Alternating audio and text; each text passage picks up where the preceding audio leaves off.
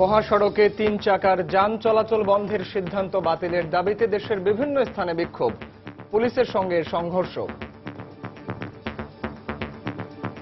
আমাদেরকে বিকল্প রাস্তা না দিয়ে উনি হাইওয়ে রোডে কেন আমাদের এই নিরীহ এত গরিব শ্রমিকদের নিয়ে আমরা কোথায় যাইমু? কিস্তির গাড়ি আপনার বুঝিনি, আমরা রোডে ঘাটে চলতাম পারলাম না। ওখানে যদি তারা এই ধরনের ব্যবহার করে আমরা যাইতাম কেন? যদি সত্যিকারই বন্ধ করে দিতে হয় প্রত্যেক সিএনজি মালিককে ক্ষতিপূরণ দিয়ে ড্রাইভাররা কি করবে? তাদের কর্মসংস্থান করে দিয়ে তারা বন্ধ করে দেখ। আমাদের কোনো দাবি। সিএনজি যারা মালিক আছে তাদের প্রতি অনুরোধ থাকবে তারা যেন বাস বা ট্রাক যেগুলো রাস্তায় চলাচল করছে সেগুলোতে বাধা যেন না দেয়। সরকারের সিদ্ধান্তে জনগণের সমর্থন রয়েছে, নিষেধাজ্ঞা বলবৎ রাখতে অনড় মন্ত্রণালয়। জনগণ যেহেতু এটা ওয়েলকাম করছে এবং মানুষের জীবন এতে রক্ষা পাবে, আমরা মনে করি আমরা যে সারা দেশের এখানে সমর্থন আমরা পাবো। দেখছিলেন প্রধান শিরোনাম, রাত 11টার সময় সঙ্গে আছে আমি পারমিতা হিম এবং আমি সাইফুল রুদ্র। এবার অন্যান্য শীর্ষ সংবাদ। নাশকতার 4 মামলায় বিএনপি নেতা আমানুল্লাহ আমান কারাগারে, এম কে আনোয়ারের জামিন, নথি না পৌঁছানোয় শুনানি হয়নি মিন্টুর। উত্তরায় গণধর্ষণের ঘটনার একদিন না পেরোতে আবারও রাজধানীর রায়েরবাজার ও মিরপুরে 2 শিশুকে ধর্ষণের অভিযোগ। রাজধানীর আবাহনী মাঠে নতুন কমপ্লেক্স তৈরির পরিকল্পনা, বরাদ্দপত্রের সঙ্গে সাংঘর্ষিক এমন অবকাঠামো তৈরি করতে দেয়া হবে না, জানালেন গৃহায়ণমন্ত্রী। এবং দেশের মধ্যে চাহিদা থাকার পরও শুধুমাত্র বেশি দামের কারণেই অব্যবহৃত থেকে যাচ্ছে বিএসসিসিএল এর ব্যান্ডউইথ, ভারতের সাথে চুক্তিতে সুবিধা পাবে সে দেশের জনগণ।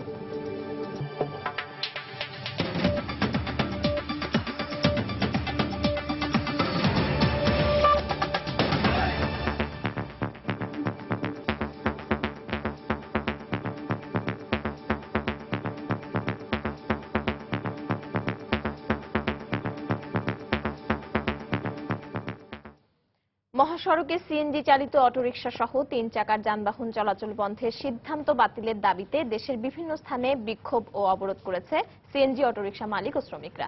এর মধ্যে ফেনীতে সড়ক অবরোধের সময় পুলিশের সঙ্গে সিএনজি অটোরিকশা চালক ও মালিকদের মধ্যে সংঘর্ষ বাধে। এদিকে প্রশাসনের আশ্বাসে 2 দিনের জন্য অবরোধ প্রত্যাহার করেছে সিলেট সিএনজি অটোরিকশা মালিক শ্রমিক সমিতি। সারা দেশে বিক্ষোভের খবর নিয়ে ডেস্ক রিপোর্ট। রোববার সকালে ঢাকা চট্টগ্রাম মহাসড়কের ফেনীর মোহাম্মদ আলী বাজার এলাকায় মহাসড়ক অবরোধ করে সিএনজি অটোরিকশা চালক ও মালিকরা। এ সময় খবর পেয়ে মহাসড়ক থেকে অবরোধকারীদের সরিয়ে দিতে গেলে পুলিশের সঙ্গে সংঘর্ষ বাধে। এতে পুলিশের এএসআই সহ কমপক্ষে 10 জন আহত হন। প্রায় 2 ঘন্টা মহাসড়ক অবরোধের পর প্রশাসনের আশ্বাসে অবরোধ তুলে নেয় বিক্ষোভকারীরা। এদিকে সকালে কুমিল্লা জেলা সিএনজি মালিক চালক ঐক্য পরিষদ 6 দফা দাবিতে দাউদকান্দি উপজেলার জিংলাতলী ও গাজীপুরে সড়ক অবরোধ করে। এতে পুলিশ বাধা দিলে সংঘর্ষে 2 পুলিশ সহ অন্তত 7 জন আহত হন। উত্তেজিত জনতা প্রায় 8 থেকে 9টা গাড়ি ভাঙচুর করেছে। আমরা এগুলোর লিস্ট নিয়েছি এবং ক্ষতির পরিমাণ সেটাও নির্ধারণ চলতেছে। ঢাকা সিলেট মহাসড়কের বিভিন্ন জায়গায় অবস্থান নিয়ে দিনভর মহাসড়ক অবরোধ করে বিক্ষোভ করে শ্রমিকরা। পরিস্থিতি মোকাবেলায় সেখানে অতিরিক্ত পুলিশ মোতায়েন করা হয়। আমাদেরকে বিকল্প রাস্তা না দিয়ে উনি হাইওয়ে রোডে কেন আমাদের এই নিরীহ এত গরিব শ্রমিকদের নিয়ে আমরা কোথায় যাইমু? কিস্তির গাড়ি আপনার বুঝিনি, আমরা রোডে ঘাটে চলতাম পারলাম না। ওখানে যদি তারা এই ধরনের ব্যবহার করে আমরা যাইতাম কেন? আমরা তো যাওয়ার রাস্তা নাই। সিএনজি যারা মালিক আছে তাদের প্রতি অনুরোধ থাকবে তারা যেন বাস বা ট্রাক যেগুলো রাস্তায় চলাচল করছে সেগুলোতে বাধা যেন না দেয়, কারণ অনেক যাত্রী আছে, যাত্রীদের জন্য ভোগান্তি না হয় এটা আমার আহ্বান থাকবে। সকালে ঢাকা চট্টগ্রাম মহাসড়কের ফৌজদারহাট এলাকায় আধা ঘন্টা মহাসড়ক অবরোধ করে রাখে সিএনজি অটোরিকশা মালিক ও শ্রমিকরা। পরে প্রশাসনের আশ্বাসে অবরোধ তুলে নেয় তারা। এদিকে রোববার সকাল থেকে ঢাকা আরিচা মহাসড়কে বন্ধ রয়েছে 3 চাকার সব ধরনের সিএনজি অটোরিকশা চলাচল। এ সময় এ ধরনের যান চলাচলের জন্য বিকল্প রাস্তা তৈরির দাবি জানান সিএনজি শ্রমিকরা। সব রাস্তাই খারাপ, এমন খারাপ ওই রাস্তা দিয়ে সব গাড়ি চলার মতো না। তাইলে এই গাড়িগুলো আমরা এখন কোন দিক দিয়ে চালাবো? এটি তো সরকার এখানে নিয়ে আসছে বাংলাদেশে, তাই না? সরকার আনি যদি এখন বন্ধ করে তাহলে তো আমাদের গরিব মানুষের পেট লাত্তি মারা হইলো। এছাড়া নারায়ণগঞ্জ, গাইবান্ধা, সাভার, গাজীপুরে মহাসড়ক অবরোধ করে বিক্ষোভ করে সিএনজি অটোরিকশার চালক ও মালিকরা। গত 22 জুলাই সড়ক দুর্ঘটনা এড়াতে দেশের মহাসড়কগুলোতে সব ধরনের অটোরিকশা চলাচলে নিষেধাজ্ঞা জারি করে সরকার। এই নিষেধাজ্ঞা 1 আগস্ট থেকে কার্যকর হয়। পামিদা মটুসি, সময় সংবাদ। এদিকে শ্রমিকদের আন্দোলন ধর্মঘট সত্ত্বেও মহাসড়কে 3 চাকার যানবাহন চলাচলে নিষেধাজ্ঞার সিদ্ধান্ত থেকে সরে আসবে না সরকার। প্রয়োজনে এ ব্যাপারে সরকার আরও কঠোর হবে বলে জানিয়েছেন সড়ক পরিবহন ও সেতু মন্ত্রণালয়ের সচিব এম.এ.এন. সিদ্দিক। দুপুরে সচিবালয়ে সাংবাদিকদের তিনি কথা বলেন। এ সময় তিনি বলেন, মহাসড়কে দুর্ঘটনা এড়াতে অবৈধ যানবাহন চলাচল বন্ধ রাখার কোনো বিকল্প নেই। যারা আন্দোলন করছে তারা কেন আন্দোলন করছে সেটা আমার কাছে খুব একটা বোধগম্য না। সামান্য একটু রাস্তা 3570 কিলোমিটার, তার বাইরে 2,50,000 কিলোমিটারে তারা চলাচল করতে পারবে। সরকার এই বিষয়ে কোনো চিন্তা ভাবনা করছে না। আমরা যে সিদ্ধান্ত দিয়েছি আমরা সিদ্ধান্ত বাস্তবায়ন করব। এই ব্যাপারে যদি ইমপ্লিমেন্ট না হয় তাহলে আমরা এটা কিপ পারসুইং, আমরা এটা করেই যাব। তাছাড়াও আমাদের বিআরটি এর কিন্তু কিছু নিজস্ব ম্যাজিস্ট্রেট আছে এবং তাদের ক্ষমতা সারা বাংলাদেশের উপরে আছে। কোনো কারণে সেখানে প্রত্যাশিত পর্যায়ে যদি ইমপ্লিমেন্ট না হয় আমরা কেন্দ্রীয়ভাবে সেখানে ইমপ্লিমেন্টের ব্যবস্থা নেব। জনগণ যেহেতু এটা ওয়েলকাম করছে এবং মানুষের জীবন এতে রক্ষা পাবে, আমরা মনে করি আমরা যে সারা দেশের এখানে সমর্থন আমরা পাবো। অটোরিকশা চালক ও মালিকদের ডাকা ধর্মঘটের কারণে ঢাকা সিলেট মহাসড়কের দক্ষিণ সুরমায় দীর্ঘ যানজটের সৃষ্টি হয়। এতে দুর্ভোগে পড়েন ওই রুটে চলাচলকারী যাত্রী ও চালকরা। সকাল থেকে অটোরিকশা চালক ও মালিকরা ধর্মঘটের সমর্থনে ঢাকা সিলেট মহাসড়কে অবস্থান নেয়। এতে দুপুর থেকে ঘটনাস্থলের উভয় পাশে প্রায় 10 কিলোমিটার দীর্ঘ যানজটের সৃষ্টি হয়। এ কারণে অনেকে গাড়ি থেকে নেমে পায়ে হেঁটে গন্তব্যে যেতে দেখা গেছে। এখানে এসে আমরা থেমে গেছি। আমাদের এখানে মনে হয় অনেক বড় একটা লম্বা লাইন, আমরা যে হেঁটে যাব সেটারও কিন্তু উপায় নেই। এখানে এসে প্রায় 45 মিনিট উপর হয়ে গেল বসে নিয়েছি। কষ্ট তো অবশ্যই, মানে যে কষ্ট বইলেও শেষ করা যায় না। রাস্তা সাধারণ মানুষের জন্যই হয়েছে, কিন্তু এখানে যদি রাস্তা ব্লক করে মানুষের কষ্ট দেয় সে তো দুঃখের বিষয় কিছু হতে পারে না। স্মার্ট কার্ড ব্যবহারে প্রযুক্তি এবং কারিগরি দিক সহ সার্বিক বিষয়ে প্রধানমন্ত্রীকে অবহিত করেছে নির্বাচন কমিশন।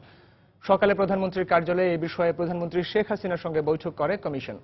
স্মার্ট কার্ড প্রস্তুত এবং বিতরণে ফ্রান্সের একটি সংস্থার সঙ্গে 6 মাস আগে প্রায় 800 কোটি টাকার চুক্তি হয়। এর মধ্যে স্মার্ট কার্ডের নমুনা চূড়ান্ত করা এবং প্রয়োজনীয় যন্ত্রপাতি স্থাপনের কাজ শেষ হয়েছে। চুক্তি অনুযায়ী 2016 সালের মধ্যে নাগরিকদের হাতে হাতে পৌঁছাবে এই কার্ড। স্মার্ট কার্ডে 3 স্তরে 25টির মতো নিরাপত্তা বৈশিষ্ট্য এবং আন্তর্জাতিক মানদণ্ড থাকবে।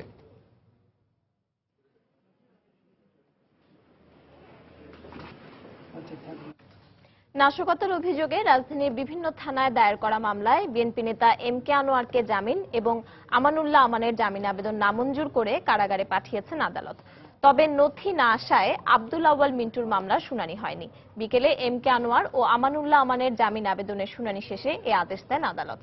আমানের 42টি মামলার মধ্যে 30টি মামলায় জামিন নামঞ্জুর করা হয়। এম.কে. আনোয়ারের 8টি মামলার মধ্যে 7টিতে জামিন এবং নথি না আসায় অপর মামলার শুনানি হয়নি। এছাড়া আব্দুল আউয়াল মিন্টুর মামলার নথি না আসায় শুনানি হয়নি। সুপ্রিম কোর্টের আপিল বিভাগের নির্দেশে সকালে ঢাকার সিএমএম ও মহানগর দায়রা জজ আদালতে আত্মসমর্পণ করে জামিন আবেদন করেন বিএনপির এই 3 নেতা।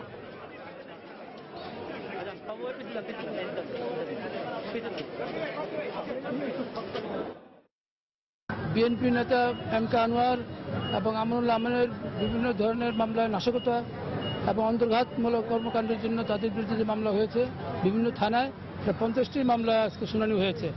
এর মধ্যে 5টি মামলা এম.কে. আনোয়ারের বিরুদ্ধে ছিল, সেই মামলায় তার জামিন হয়েছে এবং 45টির মতো মামলা যেটা আমানুল্লাহ আমান তার জামিন নামঞ্জুর করা হয়েছে। বিজ্ঞ ম্যাজিস্ট্রেট কিছু মামলা জামিন দিয়েছেন, কিছু জামিন দেন নাই।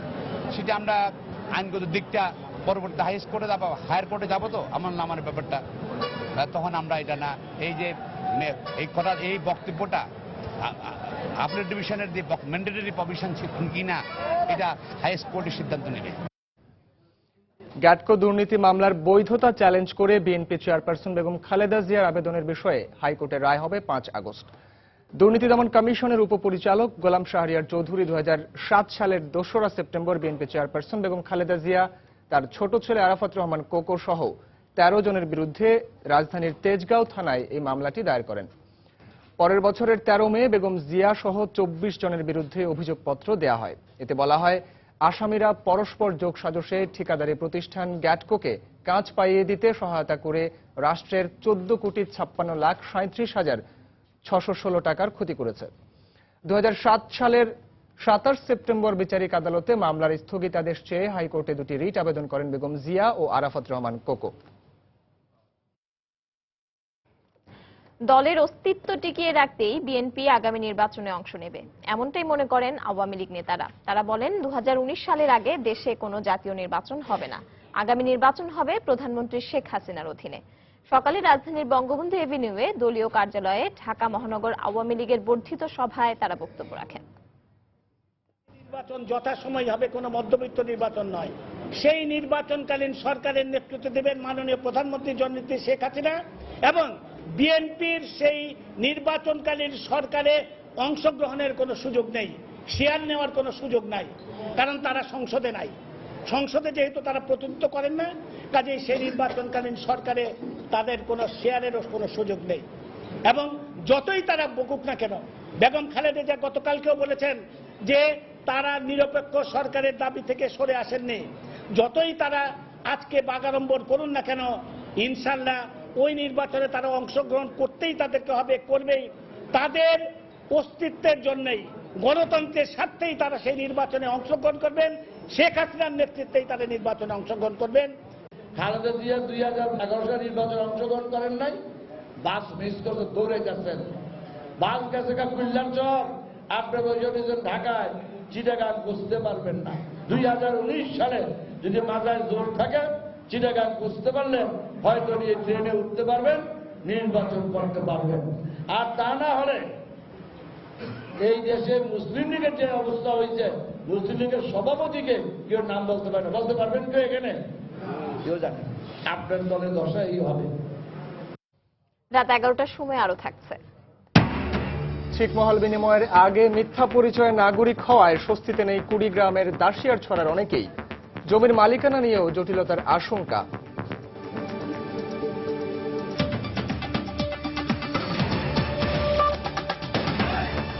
মেগা এবার বাজারে নিয়ে এসছে মেগা ফ্লোরোস্কেল ডাবল মনিটরিং এর মাধ্যমে আপনার ওজন মনিটরিং সম্ভব। উত্তরায় এক নারীকে গণধর্ষণের ঘটনার একদিনের মাথায় রাজধানীতে আবারও 2 শিশুকে ধর্ষণ করা হয়েছে বলে অভিযোগ পাওয়া গেছে। মিরপুরের পীরেরবাগ এবং হাজারীবাগের রায়ের বাজারে ধর্ষণের শিকার হয় ওই 2 শিশু। দুজনকেই ভর্তি করা হয়েছে ঢাকা মেডিকেল কলেজ হাসপাতালে। হাজারীবাগের ঘটনায় খোকন নামে একজনকে আটক করা হলেও মিরপুরের ঘটনায় কেউ আটক হয়নি। বিস্তারিত খান মোহাম্মদ রুমেলের রিপোর্টে। গত বৃহস্পতিবার কর্মস্থল থেকে ফেরার পথে উত্তরা এলাকায় সহকর্মীদের হাতে গণধর্ষণের শিকার হন এক কর্মজীবী নারী। ঘটনার সঙ্গে জড়িত অভিযোগে কয়েকজনকে গ্রেপ্তারও করেছে আইন শৃঙ্খলা রক্ষা বাহিনী।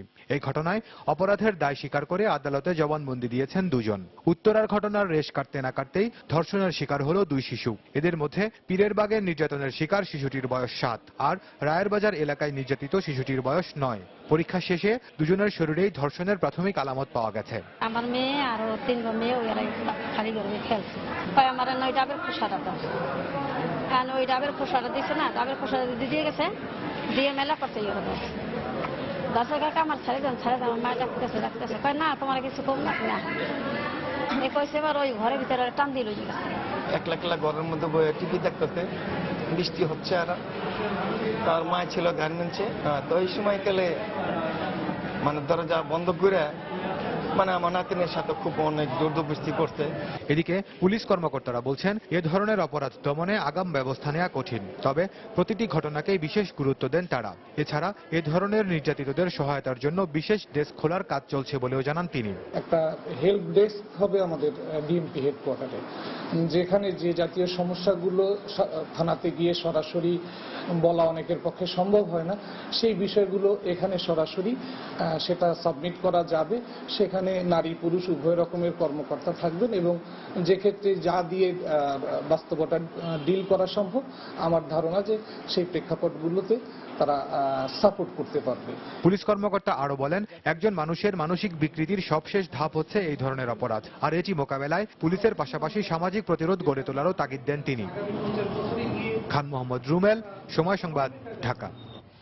নারী, শিশু ও রাষ্ট্রের নিরাপত্তায় এবং ব্যক্তির গোপনীয়তা রক্ষায় সমন্বিত সাইবার আইন প্রণয়ন করা প্রয়োজন বলে মন্তব্য করেছেন তথ্যমন্ত্রী হাসানুল হক ইনু। সকালে রাজধানীর একটি হোটেলে গ্রামীণফোন ও টেলিনর গ্রুপের সহায়তায় সম্ভাবনা ডিজিটাল বাংলাদেশ বিষয়ে রিপোর্ট প্রকাশ অনুষ্ঠানে প্রধান অতিথির বক্তব্যে তিনি একথা বলেন। এ সময় তথ্যমন্ত্রী বলেন, সাইবার নিরাপত্তা নিশ্চিত হলে ডিজিটাল বাংলাদেশ বিনির্মাণ সহজ হবে। রিপোর্টে 2021 সালের মধ্যে জ্ঞান নির্ভর মধ্য আয়ের দেশে পরিণত করার ক্ষেত্রে তথ্য ও যোগাযোগ প্রযুক্তির উপর গুরুত্ব আরোপ করা হয়। সাইবার অপরাধীরা নারীর সম্ভ্রম নষ্ট না করতে পারে, শিশুর নিরাপত্তা ধ্বংস না করতে পারে, রাষ্ট্র ও অর্থনৈতিক প্রতিষ্ঠানের নিরাপত্তা ধ্বংস না করতে পারে এবং ব্যক্তির গোপনীয়তার ভিতরে হাত না দিতে পারে, সেই জন্য একটি সমন্বিত সাইবার আইন তৈরি করা দরকার। যে সাইবার আইনটা ডিজিটাল বাংলাদেশকে নিরাপত্তা দিবে, স্বস্তি দিবে, শান্তি দিবে। ডিজিটাল জনসম্পদ গড়ার জন্য স্কুল, কলেজ, বিশ্ববিদ্যালয়ে তথ্য যোগাযোগ প্রযুক্তির পড়ানোটা, আয়ত্ত করানোর কাজটা সবথেকে গুরুত্বপূর্ণ। দলের গঠনতন্ত্র অনুযায়ী আব্দুল লতিফ সিদ্দিকীকে বহিষ্কার করা হয়েছে জানিয়ে নির্বাচন কমিশনকে চিঠি দিয়েছে আওয়ামী লীগ। দুপুরে আওয়ামী লীগের পক্ষ থেকে দলের দপ্তর সম্পাদক মৃণাল কান্তি দাস নির্বাচন কমিশন সচিবালয়ে কমিশন সচিবের কাছে চিঠি দেন এবং তাদের অবস্থান ব্যাখ্যা করেন। তবে আওয়ামী লীগের এ সিদ্ধান্ত ভুল দাবি করে পাল্টা চিঠি দেন লতিফ সিদ্দিকী। দুপক্ষের পাল্টাপাল্টি ব্যাখ্যার পরিপ্রেক্ষিতে বিষয়টি খতিয়ে দেখছে নির্বাচন কমিশন।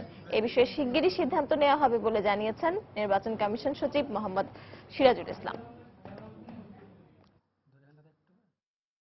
লতিফ সিদ্দিকী সাহেব এবং তার দল আওয়ামী লীগের সাধারণ সম্পাদক আমাদের দুজনকে আমরা চিঠি দিয়েছিলাম এই বিষয়ে তাদের বক্তব্য জানার জন্য। তারা দুজনই আজকে এই জবাব দিয়েছেন।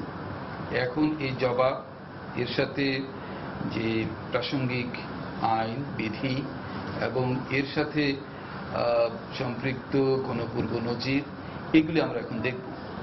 দেখে মাননীয় কমিশনকে আমরা রিপোর্ট করব। রিপোর্ট করার পরে কমিশন সিদ্ধান্ত নেবেন যে এটি কিভাবে নিষ্পত্তি হবে। অভ্যন্তরীণ বাজারের চেয়ে কম মূল্যে ব্যান্ডউইথ রপ্তানির জন্য ভারতের সঙ্গে চুক্তি করেছে Bangladesh submarine cables company limited. তবে চুক্তি অনুযায়ী দেশীয় গ্রাহকের চেয়ে কম খরচে ভালো মানের ইন্টারনেট সেবা পাবে ত্রিপুরায় বসবাসরত ভারতীয় নাগরিকরা। সংশ্লিষ্টরা বলছেন, দেশের মধ্যে চাহিদা থাকার পরও শুধুমাত্র বেশি দামের কারণে বিএসসিসিএল এর ব্যান্ডউইথ অব্যবহৃত থেকে যাচ্ছে। ব্যান্ডউইথ রপ্তানি ও এর প্রভাব নিয়ে আরো জানাচ্ছেন রামিম হাসান। সমুদ্র তলদেশের মাধ্যমে গড়ে ওঠা আন্তর্জাতিক নেটওয়ার্ক সাবমেরিন কেবল CME-5 এর সাথে 2005 সালে সংযুক্ত হয় বাংলাদেশ। কোটা অনুযায়ী বাংলাদেশ আন্তর্জাতিক এই সংযোগ থেকে 200 গিগাবাইট ব্যান্ডউইথ ব্যবহার করতে পারে, কিন্তু এর মধ্যে 160 থেকে 70 গিগাবাইট অব্যবহৃত থেকে যায়। আর এই যুক্তিতে 9.5 কোটি টাকা বাৎসরিক চার্জে 10 গিগাবাইট ব্যান্ডউইথ ভারতকে ব্যবহার করতে দেওয়ার সিদ্ধান্ত নিয়েছে বাংলাদেশ। সম্প্রতি ভারতের প্রধানমন্ত্রী নরেন্দ্র মোদীর সফরের সময় বাংলাদেশ সাবমেরিন কেবলস কোম্পানি লিমিটেডের সাথে ভারতের সাঞ্চয় নিগম কোম্পানি লিমিটেডের একটি চুক্তি হয়। চুক্তি অনুযায়ী বাংলাদেশের অব্যবহৃত ব্যান্ডউইথ থেকে প্রতি মেগাবিট ব্যান্ডউইথ ভারতের ত্রিপুরা রাজ্যে $10 অর্থাৎ 780 থেকে 90 টাকা দরে MBPS পৌঁছে দেবে ভারতের ত্রিপুরা রাজ্যে। অথচ দেশের মধ্যে বিএসসিসিএল ব্যান্ডউইথের পাইকারি দর নির্ধারণ করে রেখেছে 1969 টাকা। আর তাই স্বভাবতই প্রশ্ন জাগে, দেশ এবং দেশের বাইরে ব্যান্ডউইথের এই দামের পার্থক্যটা কেন? এ ব্যাপারে ইন্টারনেট সার্ভিস প্রোভাইডার ISPর অভিযোগ, দেশের মধ্যে বিএসসিসিএল নির্ধারিত উচ্চ মূল্যের কারণেই এই পরিমাণ ব্যান্ডউইথ অব্যবহৃত থেকে যাচ্ছে। বাংলাদেশে ইন্টারনেট পারপাস যে ব্যান্ডউইথটা ইউজ হচ্ছে ক্লোজ টু 120 জিবি 25 জিবির মতন। 120-25 জিবির মধ্যে সরকার শুধুমাত্র ব্যান্ডউইথ সাপ্লাই করতে পারছে 25 জিবি। বাকি 100 জিবি কিন্তু বেসরকারি আইটিসি অপারেটররা দিচ্ছে। ওয়ারেস সরকারের কাছে 200 জিবির ক্যাপাসিটি আছে। আইটিসি অপারেটররা এটা যদি ইজিলি করতে পারে, ইজিলি অ্যাকোয়ার করতে পারে, তাহলে বিএসসিসিএল কেন পারবে না? এ বিষয়ে বিএসসিসির দৃষ্টি আকর্ষণ করা হলে কোম্পানিটির ব্যবস্থাপনা পরিচালক জানান, আমলাতান্ত্রিক জটিলতার কারণে দেশের ভিতরে এতদিন দাম কমানো যায়নি। যেহেতু আমরা একটা দাম কমাবো তাতে আমাদের রেভিনিউ লস হবে, সেক্ষেত্রে আমাদের গভর্নমেন্টের কাছে পারমিশনের জন্য আমরা পাঠিয়েছিলাম। আনফর্চুনেটলি এটা বিটিআরসি হয়ে, মন্ত্রণালয় হয়ে, মাননীয় প্রধানমন্ত্রী দপ্তর হয়ে এটা আবার ফিনান্সের কনকারেন্স লেগেছে। এগুলো করতে গিয়ে আমাদের অনেক সময় লেগে গেছে, যার জন্য আমরা এটা অনেক দেরি হয়ে গেছে। আর তাই দাম কমানোর সিদ্ধান্ত হলেও কবে নাগাদ সংশোধিত মূল্যে দেশীয় অপারেটররা ব্যান্ডউইথ কিনতে পারবেন সে ব্যাপারে সুনির্দিষ্ট কোনো ধারণা পাওয়া যায়নি বিএসসিসিএল এর কাছ থেকে। যদিও তাদের দাবি ভারতের সাথে চুক্তি বাস্তবায়নের আগেই আইএসপি গ্রাহকরা এর সুবিধা পাবেন। রামিম হাসান, সময় সংবাদ, ঢাকা। রাজধানীর ধানমন্ডিতে খেলার মাঠে স্থাপিত একতলা ক্লাব ভবনটি ভেঙে নতুন করে কমপ্লেক্স তৈরির পরিকল্পনা নিয়েছে আবাহনী। রাজুক বলছে, নতুন করে একতলা একটি ভবন তৈরির অনুমোদন দেওয়া হয়েছে তাদের, তবে মাঠটির বরাদ্দপত্রের সঙ্গে সাংঘর্ষিক এমন কোনো অবকাঠামো তৈরির সুযোগ দেওয়া হবে না বলে জানিয়ে দিয়েছেন গৃহায়ণ ও গণপূর্ত মন্ত্রী। এদিকে আবাহনী কর্তৃপক্ষ বলছে, অনুমোদন নিয়েই প্রায় 500 কোটি টাকা ব্যয়ে বহুতল কমপ্লেক্স তৈরির সিদ্ধান্ত নেওয়া হয়েছে। এমআর আমিনের রিপোর্ট। 1998 সালে আবাহনী কর্তৃপক্ষকে 9.759 একরের এই মাঠটি ইজারা দেয় গৃহায়ণ ও গণপূর্ত মন্ত্রণালয়। মাঠটির উত্তর পশ্চিম পাশে ক্লাবের অফিস ও ইনডোর বাস্কেটবল স্থাপনা রয়েছে, দক্ষিণ পাশে ইনডোর ক্রিকেটেরও অফিস রয়েছে। এদিকে ইজারার বরাদ্দপত্রে বেশ কয়েকটি শর্ত বেঁধে দেয় ওই মন্ত্রণালয়। এর মধ্যে মাঠটির কোনো মৌলিক পরিবর্তন, বাণিজ্যিক স্থাপনা নির্মাণ, খেলাধুলা সম্পর্কযুক্ত স্থাপনা ব্যতীত কোনো স্থাপনা নির্মাণ করা যাবে না। তবে মাঠ কর্তৃপক্ষ বলছেন, শর্ত মেনেই কমিউনিটি সেন্টার, হেলথ ক্লাব ও টেন্ট তৈরি করা হচ্ছে। আমাদের কিন্তু খুব বেশি জায়গা লাগছে না, কারণ এখানে 3টা বিল্ডিং, হ্যাঁ 3টা বিল্ডিং, একটাতে প্লেয়াররা থাকবে, একটা ক্লাব, ওখানে আপনার জিমনেশিয়াম থেকে শুরু করে সুইমিং পুল, জ্যাকুজি যা আছে সব আলাদা, মেয়েদের এবং ছেলেদের। একটা হেলথ ক্লাব হচ্ছে, আর একটা কমিউনিটি সেন্টার। আমাদের এখন যে প্রোগ্রাম আছে, কমিউনিটি সেন্টার দোতলা, ক্লাব হবে দোতলা। হেলথ ক্লাবটা এক্স্যাক্টলি কত আমার ঠিক মনে নেই, তো 2-3 তলার বেশি হওয়ার কোনো সুযোগ নেই। আবাহনী কর্তৃপক্ষ কমপ্লেক্স তৈরির আবেদন করলেও রাজুক বলছে, মাঠটির পূর্ব পাশে নতুন করে একতলা ভবনের অনুমোদন দেওয়া হয়েছে। রাজুক এই একতলা বিশিষ্ট খেলাধুলা সংশ্লিষ্ট ব্যবহারের উপযোগী একটি 4 মিটার উচ্চতার একটি নকশা অনুমোদন করেছে। ইজারার শর্ত ভঙ্গ হয় মাঠে এমন কোন ধরনের কাঠামো নির্মাণের অনুমোদন দেয়া হবে না বলে জানালেন গৃহায়ণ ও গণপূর্ত মন্ত্রী। এখানে কোনো বাণিজ্যিক ভবন করা যাবে না এবং বাণিজ্যিকভাবে লাভজনক হবে এরকম কোনো কিছু করা যাবে না। শুধু খেলার মাঠ বরাদ্দে যেটা করছি আমরা, যেই নিয়ম কারণে এর সাথে যদি সাংঘর্ষিক হয়, উইল নট অ্যালাউ দিস। ছোট বড় সব বয়সী মানুষ ক্রীড়া চর্চা করে থাকেন ধানমন্ডি আবাহনীর এই মাঠটিতে। এরই একটি অংশ জুড়ে তৈরি হতে যাচ্ছে একটি অবকাঠামো। তাতে মাঠটি যেমন সংকীর্ণ হতে যাচ্ছে, তেমনি প্রবেশাধিকারও নিয়ন্ত্রণ হবে বলে শঙ্কা ক্রীড়াপ্রেমীদের। তাই এখনই এটি নিয়ন্ত্রণে কার্যকরী পদক্ষেপ নেবে প্রশাসন, এমনটাই দাবি তাদের। এমআর আমিন, সময় সংবাদ, ঢাকা। চট্টগ্রামের সাতকানিয়ার মুক্তিযোদ্ধা আইয়ুব খানের পরিবারকে আর্থিক অনুদান দিয়েছেন বিএনপি চেয়ারপারসন বেগম খালেদা জিয়া। রাতে বিএনপি চেয়ারপারসনের গুলশান কার্যালয়ে তার স্ত্রী খাদিজা বেগমের হাতে অনুদানের অর্থ তুলে দেওয়া হয়। অনুদানের অর্থ পেয়ে কৃতজ্ঞতা প্রকাশ করেন খাদিজা বেগম। এ সময় তার ছেলে ও মেয়ে উপস্থিত ছিলেন। এছাড়া বিএনপির সহ সভাপতি আব্দুল্লাহ আল নোমান, মুক্তিযোদ্ধা দলের সভাপতি ইশতিয়াক আজিজ উলফাত এবং চট্টগ্রাম বিভাগীয় সাংগঠনিক সম্পাদক খন্দকার আকবর উপস্থিত ছিলেন।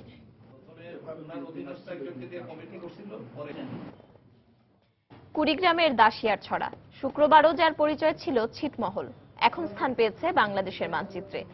দীর্ঘদিনের প্রতীক্ষার অবসান ঘটলেও বাসিন্দাদের অনেকের মনে নেই স্বস্তি। মিথ্যা পরিচয়ে আগেই নাগরিক হওয়ায় নতুন নাগরিকত্ব নিয়ে বিড়ম্বনায় পড়ার শঙ্কা তাদের।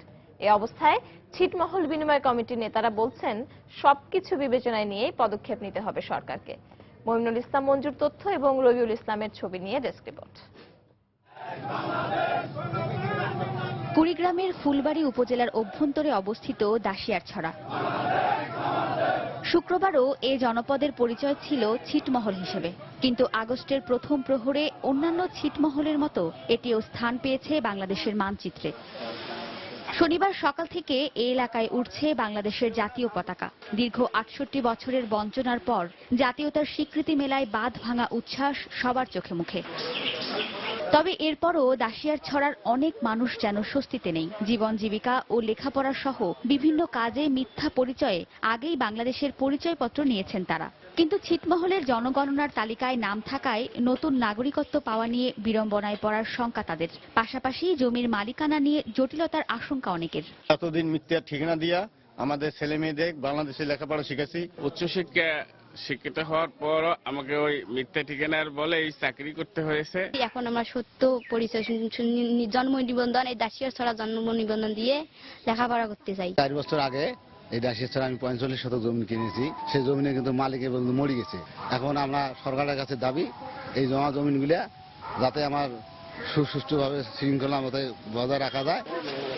এই অবস্থায় সব দিক বিবেচনায় রেখে নাগরিকত্বের বিষয়ে পদক্ষেপ নেয়ার দাবি জানালেন ছিটমহল বিনিময় সমন্বয় কমিটির নেতারা। যেহেতু এখন বাংলাদেশি হয়ে গেছি, এখন আমরা সমস্যার সমাধানের জন্য সরকারের কাছে আমরা আবেদন করতেছি। সরকারকে ইতিমধ্যে জানিয়েছি যে এই সমস্যাগুলি যেন বিবেচনা নিয়ে এসে কোন দেশের নাগরিক আমরা ছিটমহলের মানুষ হব সেই বিষয়টি ওনারা নিরূপণ করেন। কুড়িগ্রামে ভারতের ছিটমহল নামে থাকা 12টি জনপদ 1 আগস্ট থেকে অন্তর্ভুক্ত হয়েছে বাংলাদেশের মানচিত্রে। এই জনপদগুলোতে বাস করেন 8132 জন মানুষ। এর মধ্যে দাসিয়ার ছড়ার লোকসংখ্যা 6879 জন। সময় সংবাদ, কুড়িগ্রাম। পাহাড় ধসে বাড়ছে প্রাণহানির সংখ্যা। তারপরও কক্সবাজারের পাহাড়ে ঝুঁকিপূর্ণ বসবাসকারী লক্ষাধিক মানুষের টনক নড়ছে না, কোনোভাবেই সরানো যাচ্ছে না তাদের। তবে প্রশাসন বলছে অনুরোধ কাজ না হলে কঠোর পদক্ষেপ নেওয়া হবে। সুজউদ্দিন রুবেলের তথ্য, মোহাম্মদ ফরাজের ছবি নিয়ে ডেস্ক রিপোর্ট। পাহাড়ে বসতি ঠেকানো যাচ্ছে না কক্সবাজারে। প্রতিদিনই নতুন নতুন ঘর উঠছে নানা এলাকায়। কক্সবাজার সদর ছাড়াও উখিয়া এবং টেকনাফে প্রায় 2 লক্ষাধিক মানুষ ঝুঁকিপূর্ণভাবে বসবাস করছে পাহাড়ের পাদদেশে, যার মধ্যে সবচেয়ে বেশি বসবাস শহরের কলাতলী, ঘোনারপাড়া, দক্ষিণ বাহারছড়া, বড়ছড়া, পাহাড়তলী, বৈদ্যঘোনা ও বাদশাঘোনায়।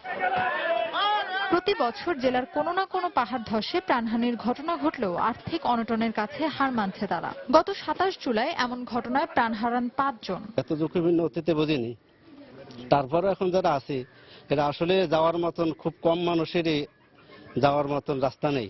ঘর ভাড়া দেওয়ার মতো সামর্থ্য নেই, ঘর ভাড়া দিয়ে থাকবো কোথায়? অসহায়ের মতন পরে রই হনমি কি হয় যারা ধরো কান জায়গা কিনে গিয়ে যে থাকি মেবিতে হনার ইয়া নাই, সামর্থ্য নাই। আমরা তো অসহায়, সরকার যদি আমাদেরকে ঘর বাড়ি দেয় তাহলে আমরা এখান থেকে চলে যাব। পাহাড় ধসে প্রাণহানি ঠেকাতে প্রশাসনকে কঠোর পদক্ষেপ ও বসবাসকারীদের সচেতন হতে হবে বলে জানালেন পরিবেশবাদী সংগঠনের এই নেতা। প্রশাসনের লোক দেখানো, শুধু মাইকিং অথবা সতর্কীকরণ না দিয়ে প্রশাসনকে জোর পদক্ষেপ নিতে হবে। প্রয়োজনে আইন শৃঙ্খলা বাহিনীকে সাথে নিয়ে পরিকল্পিতভাবে এই পাহাড় ধসের সমস্যা থেকে কক্সবাজার জেলাবাসীকে রক্ষা করতে হবে। আর জেলা প্রশাসনের কর্মকর্তা জানালেন ঝুঁকিপূর্ণ বসবাসকারীদের কোনোভাবেই পাহাড়ের পাদদেশে থাকতে দেওয়া হবে না। আমাদের এই বিষয়ে একদম জিরো টলারেন্স। আমরা ওখানে একটি বাড়িও রাখবো না এবং ওখানে থাকতে দেব না। ঝুঁকিপূর্ণ অবস্থায় একটি মানুষ যাতে সেখানে না থাকে সেই বিষয়টা আমরা নিশ্চিত করতে চাই। গত 5 বছরে কক্সবাজারে পাহাড় ধসে মারা গেছে 2 শতাধিক মানুষ, যার মধ্যে 2010 সালের 15 জুন পাহাড় ধসের ঘটনায় 4 সেনা সদস্য সহ 54 জন প্রাণ হারান। সময় সংবাদ, কক্সবাজার।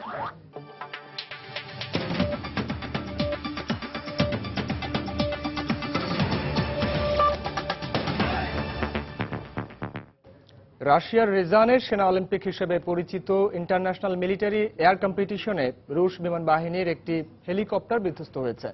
এতে হেলিকপ্টারটির এক চালক নিরাপদে বের হয়ে আসতে পারলেও নিহত হন অপর চালক। রোববার রিজানে এয়ার শোতে মহড়া প্রদর্শনের সময় নিয়ন্ত্রণ হারায় রুশ সেনাবাহিনীর Mi-28N হেলিকপ্টার। রানওয়ের পাশের জঙ্গলে বিধ্বস্ত হয় এটি। দুর্ঘটনায় বেঁচে যাওয়া আহত পাইলট আশঙ্কামুক্ত আছেন বলে জানিয়েছেন চিকিৎসকরা। আহত পাইলটের বরাত দিয়ে রুশ সংবাদ সংস্থা রিয়া নভস্তি জানায়, মহড়া চলাকালে হঠাৎ করেই ইমার্জেন্সি অ্যালার্ম বাজতে শুরু করে। এর পরপরই হেলিকপ্টারটি নিয়ন্ত্রণ হারিয়ে ফেলেন তারা। হেলিকপ্টারটিতে আর কোনো আরোহী ছিলেন না বলেও খবরে জানানো হয়েছে। দুর্ঘটনার পর বিমানের সব ধরনের প্রদর্শনী বন্ধ করে দেওয়ার নির্দেশ দেয় রুশ বিমান বাহিনী। দুর্ঘটনার কারণ অনুসন্ধানে কাজ করছে প্রতিরক্ষা মন্ত্রণালয় ও বিমান বাহিনীর বিশেষজ্ঞ দল।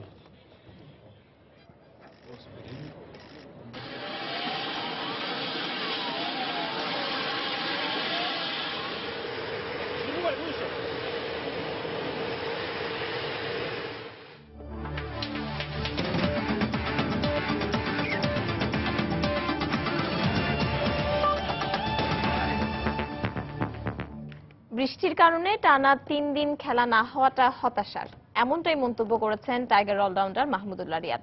আর দক্ষিণ আফ্রিকার মতো দলের বিপক্ষে টেস্টে 5-3 খেলাটা বাংলাদেশের জন্য দারুণ অভিজ্ঞতা হতো। পাশাপাশি ভালো শুরু করেও বাংলাদেশের ব্যাটসম্যানদের বড় স্কোর না পাওয়াটা চিন্তার কারণ হলেও এ নিয়ে সবাই কাজ করছেন বলেও জানান এই অলরাউন্ডার। ব্যাট বল ছেড়ে মুশফিক রিয়াদরা মেতে উঠেছেন ফুটবল খেলায়, অথচ টেস্টের চতুর্থ দিনে হয়তো তাদের মোকাবেলা করতে হতো স্টেইন মর্কেল কিংবা আমলা ডুপ্লেসিদের। কিন্তু ঢাকার আকাশের গোমরা মুখে যে হাসি ফুটছেই না, এতেই টানা তৃতীয় দিনের মতো বাংলাদেশ দক্ষিণ আফ্রিকার ঢাকা টেস্টের খেলা হয় পরিত্যক্ত। প্রথম টেস্টে ভালো কিছু সম্ভাবনা জাগিয়েও বেরসিক বৃষ্টির কারণে স্বাগতিকদের মেনে নিতে হয় ড্রয়ের হতাশা। এরপর ঢাকায় দারুণ কিছুর আভাস মিললেও আবারও বৃষ্টির বাগড়া, যাতে খানিকটা বিরক্ত ক্রিকেটাররাও। 5 দিন খেলার জন্য ওরকম মেন্টালিটি নিয়ে মাঠে নামবেন, তারপর টানা আজকে নিয়ে 3 দিন খেলা কল্ড অফ, তো এটা অবশ্যই ফ্রাস্ট্রেটিং এবং অ্যাট দ্য সেম টাইম ওইভাবে ইন্ডিভিজুয়াল প্রিপারেশনটাও প্রয়োজন, যেন আমরা ফোকাসটা থেকে যেন সরে না যাই। টেস্ট র্যাঙ্কিং এর 1 নম্বর দল দক্ষিণ আফ্রিকা, যাদের বিপক্ষে 7 বছর পর টেস্ট খেলছে টাইগাররা। কিন্তু এরই মধ্যে 2 টেস্টের মোট 10 দিনের মধ্যে বৃষ্টি নিজের নামে করে নিয়েছে 5 দিন। তাই প্রোটিয়াদের বিপক্ষে পুরো টেস্ট না খেলার আক্ষেপ থেকেই যাচ্ছে বাংলাদেশের। অবশ্যই এটা একটা পজিটিভ সাইন হতো যদি আমরা পুরোটা 2টা টেস্ট ম্যাচে ফুল 5 ডে খেলতে পারতাম। আমরা হারিয়ে যেতে বা ড্র হতো, হোয়াট এভার রেজাল্ট হতো, বাট আমাদের personal experience to play against the best team in the world at the moment, তো এটা আমাদের জন্য ভালো হতো এবং আমাদের স্কিলগুলো যদি আমরা আরো ঝালাই করে নিতে পারতাম, তো এটা আমাদের জন্য পজিটিভ একটা সাইড হতো। শেষ দিনে অলৌকিক কিছু না হলে ঢাকা টেস্ট হয়তো ড্রয়ের ভাগ্যই বরণ করে নিতে যাচ্ছে, যাতে টেস্ট র্যাঙ্কিং এর শীর্ষ দলের বিপক্ষে প্রথমবারের মতো সিরিজ ড্র করবে বাংলাদেশ। এতে র্যাঙ্কিং এর নবম স্থান অপরিবর্তিত থাকলেও 6 রেটিং পয়েন্ট বাড়বে টাইগারদের। এই পাওয়ার চেয়ে আমরা আরো খেলাটাই আরো বেশি উপভোগ করতাম যদি খেলাটা হতো, বাট আবহাওয়ার উপর তো আর কারো হাত নেই। সাজিদ মুস্তাহিদ, সময় সংবাদ, ঢাকা। রাত 11টার সময় এই পর্যায়ের শীর্ষ সংবাদ জানিয়ে দিচ্ছি আরেকবার।